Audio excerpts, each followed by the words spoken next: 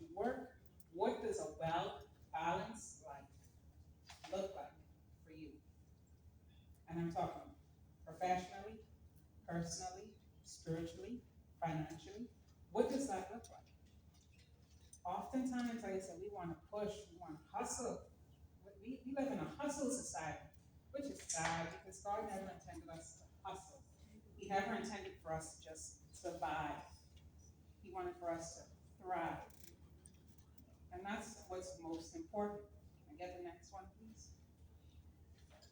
And so, in saying all that, how do we then establish this balance? The first thing we need to learn to do, and as women, we need to learn to start asking for help.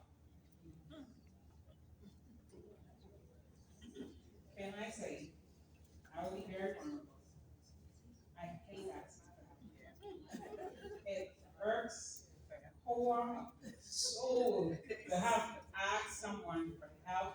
And my mother is, and she's shaking her head a little too emphatically. But yes, it hurts my soul to ask anyone for help because I feel in my heart that God told me to do it and I should be able to do this by myself because, again, misinterpreting the scripture, everything that I need for me to succeed is in me. I don't need to ask nobody. And so I will be here and I will struggle and I will wrestle and I will cry and I will weep and I will give up to myself and then I will go back at it and I will give up again. And I will put myself through this horrible cycle and I have persons waiting to help, but I refuse to say, help me.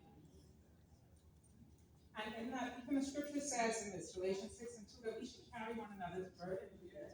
You know, the thing is that the Bible tells us how we should be living, but we so choose to ignore all of the guidelines and want to do for ourselves. But it says in Galatians 6 and 2, we're mandated as a community, as a church, carry one another's burden to help make your load lighter. What's the other thing we should do? Delegate. I had to learn this one. I must say I'm getting much better, so.